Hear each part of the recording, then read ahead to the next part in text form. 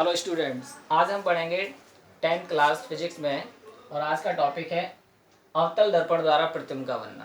तो देखिए, अवतल दर्पण के सामने हम विभिन्न दूरियों पर जब वस्तु को रखेंगे तो हमें विभिन्न स्थितियों में प्रतिबिंब प्राप्त होगा। तो उसकी जो कंडीशन है वो 6 कंडीशन है। आज हम उन 6 कंडीशन की बात करेंगे और इम्पॉर्टेंट क्वेश्चन है।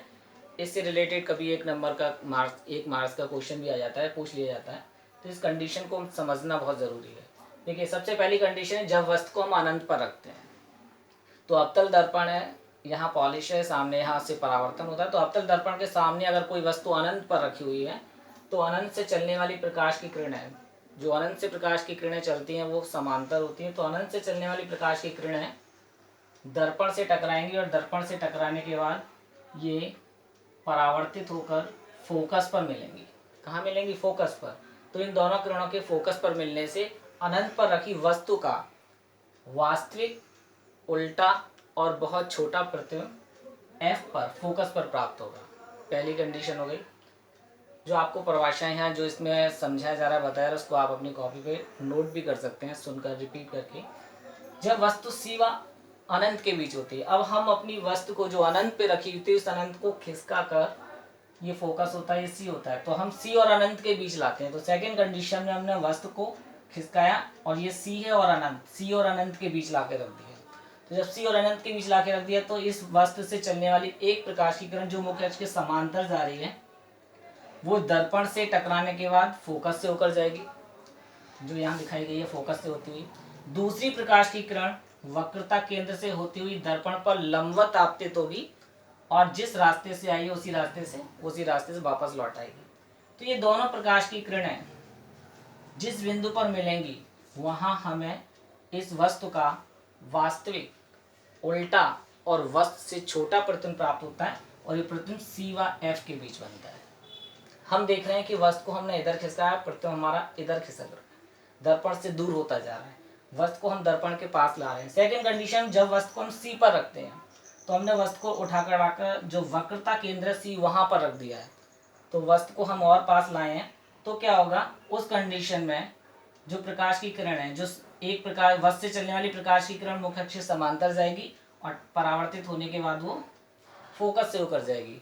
दूसरी प्रकाश की किरण फोकस से होकर जाएगी और ये टकराने के बाद समांतर हो जाएगी, मुख्य अक्ष के समांतर हो जाएगी। ये दोनों प्रकाश की किरणें जहां मिलेंगी वहां भी वस्तु का वास्तविक, उल्टा और वस्तु के बराबर प्राप्त होगा प्रतिबिंब सी पर ही बनेगा। सी पर रखी वस्तु है तो प्रतिबिंब इसका सी पर ही होगा और वस्तु और प्रतिबिंब की लंबाई दोनों बराबर होगी।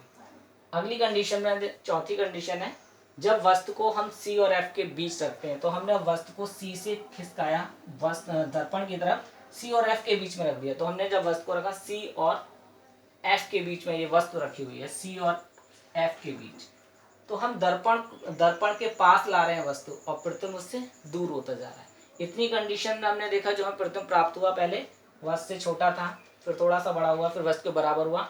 अब जो कंडीशन पढ़ेंगे उसमें वस्तु से चलने वाली प्रकाश की किरण एक समांतर जाएगी, मुख्य अक्ष के समांतर, और टकराने के बाद, परावर्तन के बाद ये फोकस से होकर जाएगी। दूसरी प्रकाश की किरण जो इस फोकस से होकर जा रही है ये परावर्तन के बाद मुख्य अक्ष के समांतर हो जाएगी। ये दोनों किरणें जहां मिलेंगी वहां वस्तु का वास्तविक, उल्टा मिल रहा है, वास्तविक मिल रहा है और इस वस्तु से बड़ा प्रतिबिंब प्राप्त हो रहा है। तो जैसे जैसे हम वस्तु को पास लेते जा रहे हैं प्रतिबिंब दूर होता जा रहा है और प्रतिबिंब बड़ा होता जा रहा है।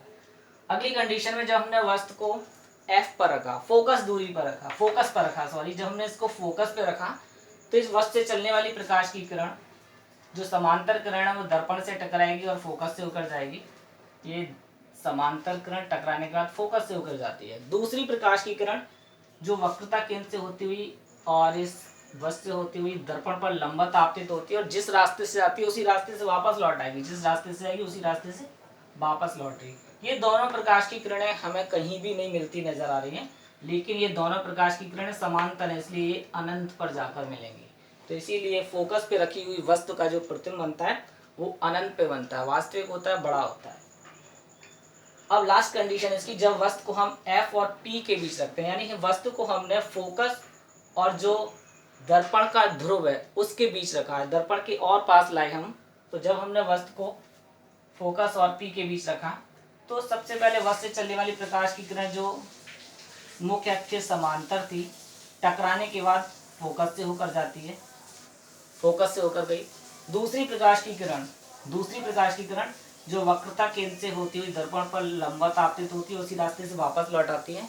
अब की बार ये दोनों किरणें यहाँ कहीं नहीं मिल रही हैं, और हम इधर भी देखें तो ये यहाँ से फैलती हुई नजर आ रही है। इसका मतलब आगे जाकर ये और ज़्यादा दूर हो जाएंगी, आपस में एक दूसरे से दूर हो जाएंगी, तो कहीं नहीं मिलेंगी। तो फिर ऐसी कंडीशन में लेकिन जब हम इनको यहाँ से देखेंगे तो यहाँ से देखने पर हमें ऐसा महसूस होगा कि ये प्रकाश की किरण किसी पीछे बढ़ाने पर किसी बिंदु पर कटेंगी, यहाँ से आती हुई प्रतीत होंगी। तो इन दोनों किरणों को पीछे बढ़ाने पर ये जहाँ मिलती हैं वहाँ वस्तु का हमें आभासी, सीधा और बड़ा प्रतिबिंब प्राप्त होता है। तो अवतल दर्पण की 6 कंडीशन में से एक ही कंडीशन ऐसी है जब वस्तु का हमें आभासी प्रतिबिंब प्राप्त होता है। तो पूछा जाए कि वस्तु अवतल दर्पण से आभासी प्रतिबिंब प्राप्त करने के लिए वस्तु को कहाँ रखा होना चाहिए, तो हम बता सकते हैं F व P के बीच रखा होना चाहिए।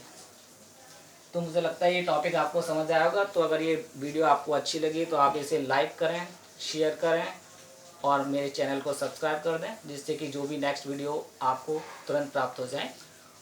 और मुझे आपके कमेंट का इंतजार होगा। तो जो भी अगर आप इससे संबंधित कुछ भी कमेंट करना चाहें तो कमेंट में टाइप कर सकते हैं। धन्यवाद।